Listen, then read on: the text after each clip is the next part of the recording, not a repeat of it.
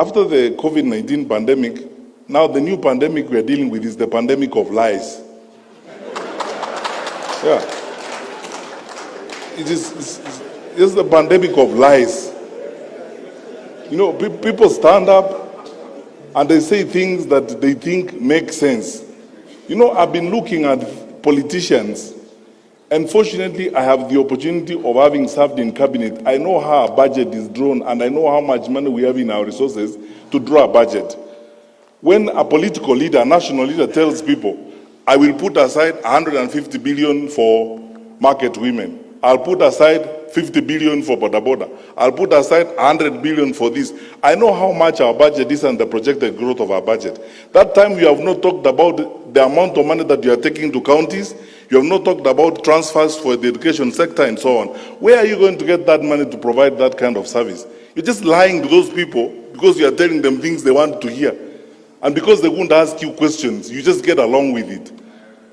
You know, when you keep saying this deep state, who is that? And the people who are using that phrase and complaining are members of the National Security Council. They hold public offices. They tell you they are powerful people. So who is that? You know, this facade and stories that are being coined and being bandied around, just so that people create excuses and they camouflage around things that don't exist to survive, or create excuses and pathways of lying and carrying the public along with them. I want to ask you as church ministers, I am your son, and as a public servant, we have a country to serve. Let us not be victims of some of these lies that you keep hearing around. But things that just don't make sense even to a fool. How will you tell people? Yeah. How will you stand up? I'm asking you. How, Bishop, how will you stand up in public and tell me, who is that?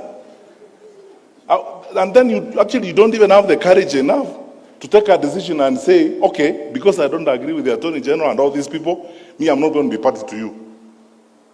In the morning, you speak like government. In the afternoon, you speak like opposition. You see, the question, let's be honest.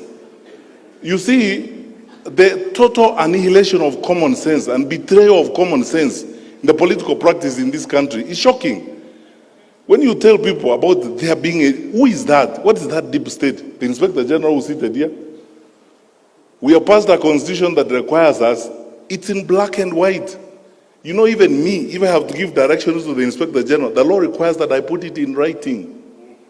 And since I became Minister for Interior, I told the nation the other day, I've written 2 such letters, one to Boynet and one to him, to provide policy guidance. And even before I send it, I asked the Attorney General, does it pass muster? The Attorney General says, under the law, you can't do this. So, stop here, let us proceed. Now, how can you turn around in a country of the amount of freedom that we have? Nairobi, for your record, Bishop, Nairobi houses the largest number of foreign correspondents and media houses on this continent. I've challenged people, if you don't think there's freedom in Nairobi, go and report from Addis. Yeah.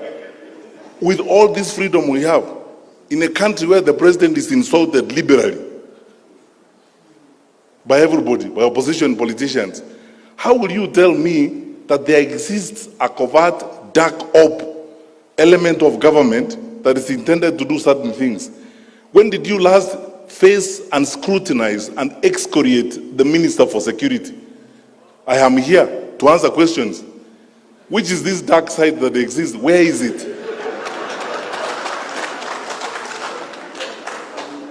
Don't be drawn. I'm telling you, don't be drawn to some of this.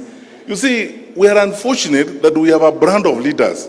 I told you earlier that the narrative we need to be discussing about the future of our country is how we handle corruption and how we create an integrity system of managing our country so that the resources God has given us can benefit our children and our children's children.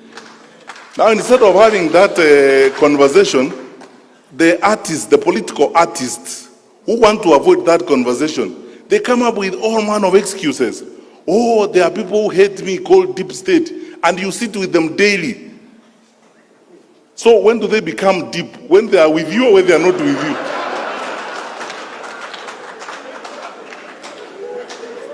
So, look, forget about this. We run an open, transparent, accountable government. Our president, my boss, is probably one of the most liberal and open-minded heads of state on this continent. We are a responsive government. I am not aware. Tell me what you want to know about this government and where you want to go, I take you there. Do you want to go and sit in MC3 in Mutiambai's office and watch the patrol thing? And so on. When you ask questions, we will answer. But you see, to create campaign jargon, this story of you must look for a way of creating some level of sympathy so that people can sympathize with you, that you are an underdog. So you create some phantom, some fictitious devils that are existent somewhere that are against you. And these devils are not described. So you use some communist type language and call them deep state. And say, these people, they may be having the state, but we have God. God is for all of us. You can't have God yourself. So, Bishop, forget about this thing, my brother. Let's just go forward and build our country. That doesn't exist. Secondly, and that's why I say thank you for asking me this question, because I never get this opportunity to respond to these things. So I tell you what I think. I mean, if I wasn't before religious leaders, I would have even used a stronger language. Because this is petty, it's empty, there's nothing, it's hollow. People are just loitering around saying things that don't exist. Let them deal with issues. I keep telling people, these elections are like an interview. You leaders have conducted interviews before, haven't you? So when I come before you, you tell me, Fred, good, you want this job? Yes. Where have you been? I tell you, I was headmaster there, I was this. You ask me, what did you do when you were there? How did you handle the students? What did happen? And so on. People are running around here who have held public responsibilities. They are not accounting for what they did when they were holding those public responsibilities. You are the religious leaders. The story of talents in the New Testament. What did you do with the ones I gave you first before you come for more?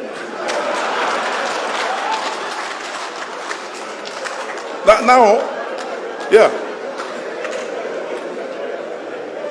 Now they are lying. Yeah. They are moving around and saying, oh, you know me. As you know, please sympathize with me. There is a certain dark group of people called Deep State who hate me. They don't like me. They don't want me to be a leader. They plot evil against me. You drive public money in that state. You eat food bought by that public state that you are condemning. You live in a house of that state. When does it become deep and deeper than you?